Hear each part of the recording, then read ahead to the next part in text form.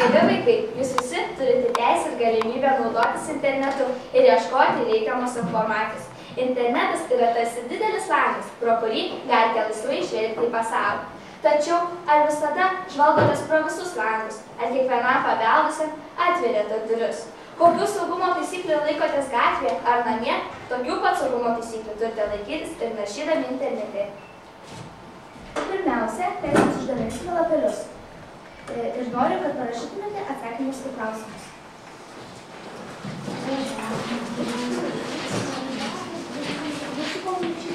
Čia yra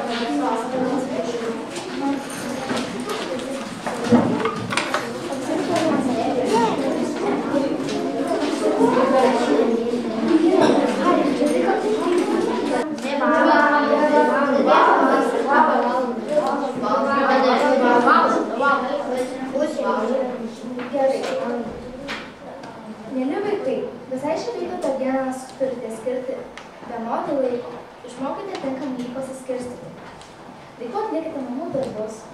Daugiau laiko paleiskite gyvename ore, skaitykite knygas, sportuokite. Neleiskite internetu pavogti jūsų laiką. Svarbu suprasti, kad nuo kompiuterio ir nuo kitų žaliųjų įpročių gali įsigyti priklausomybę. Labai baisu, kai kompiuteris tampa svarbesnis negu žiškalas žyma ar kita įdomia turininga veikla. Tikiuosi, kad jums niekada nenutiks taip, kaip šiam vaikui mokykloje. Dabar norėčiau jūsų paklausti. Kelkite rankas, kiek iš jūsų turite naminį gyvūnėlį?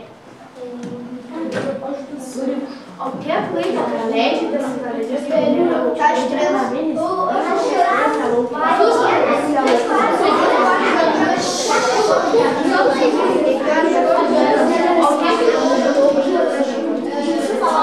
O kiek iš jūsų turite internetinį gyvūnėlį? O kiek laiko praleidžiate su internetiniu gyvūnėliu? 30 minučių. 30 minučių.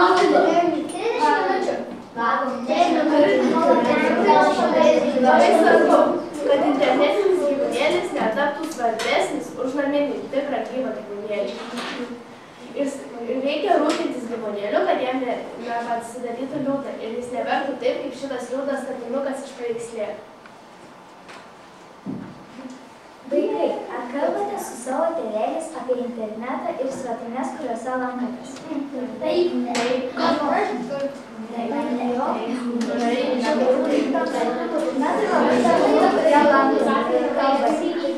Tad būkite atviri ir nuoširdūs savo šeimos nariams ir bent kartais pakeliaukite po interneto platybes kartu.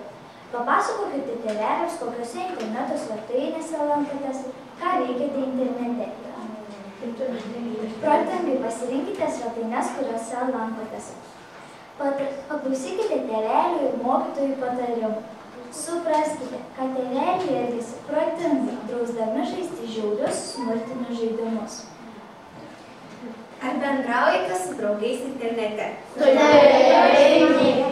Ar naudojate savo paštą? Taip. Ne. Ar turite Facebooką? Taip. Skype'ą? Taip. O ne? Taip. Taigi neužmirškite, kad bendrauti internete turime lygiai taip pat kaip realiame gyvenime. Negalime įžeidinėti žmonių, turime naudotis kalbą labai pagarbiai, rašyti su nosinėmis mandagiai ir net juokaudami negalime įžeisti ir išgąsdinti žmogaus.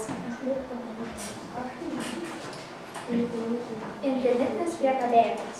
Lankydamiesi pokalbių kambariuose, socialinėse tinkluose, pažinčių svetainėse ar internetinėse forumuose, neretai susidurite su įžeisti ar įskaudinti norinčiais žmonėmis. Tokiu atveju reikėtų tiesiog ignoruoti tokį dalyvį arba nekreipti dėmesio. Juk būna tokių situacijų, kada nufotografuoji savo draugą kaip nors juokingai išsišiepusi, išsiviepusi. Juk nenorėtume tokias nuotraukas kam nors parodyti. Arba būna tokių situacijų, apie kurias net nenori kalbėti. Jos būna tokias gėdingos, kad net nenori kalbėti. Lygiai tas pats atsitiko ir mūsų filmuko herojui. Taigi, pažiūrėkime.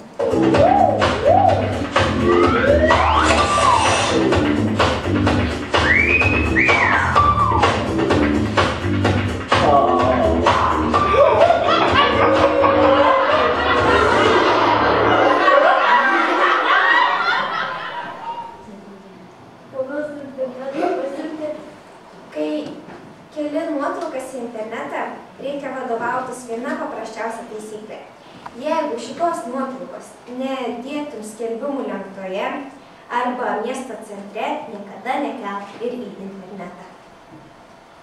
Rūpinkis kompiuterio apsauga. Tai labai svarbu, nes egzistuoja daugybė dalykų keistais pavadinimais.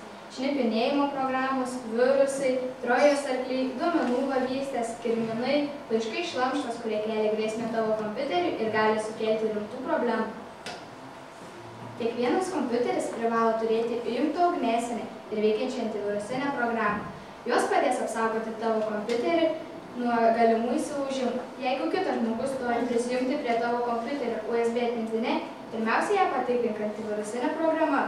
Nejung savo USB atmintinės prie netvarkingo kompiuterio, kuris neturi antivirusinės programos.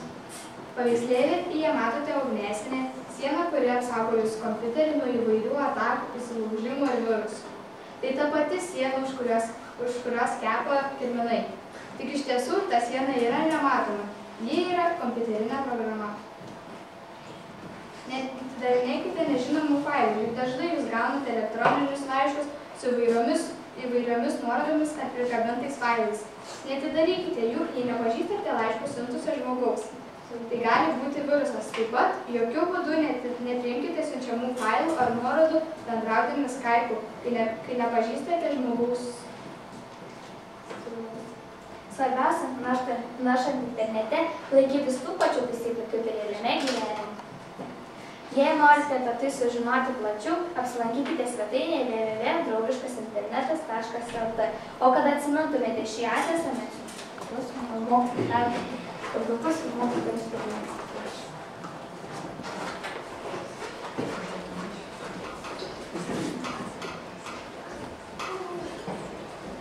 Dabar gal turit kokių klausimų?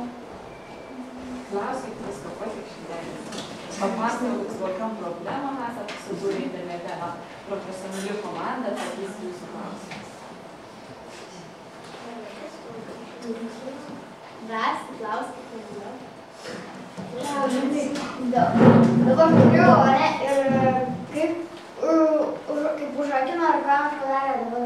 Ir negalima surakinti, ką nudaryti.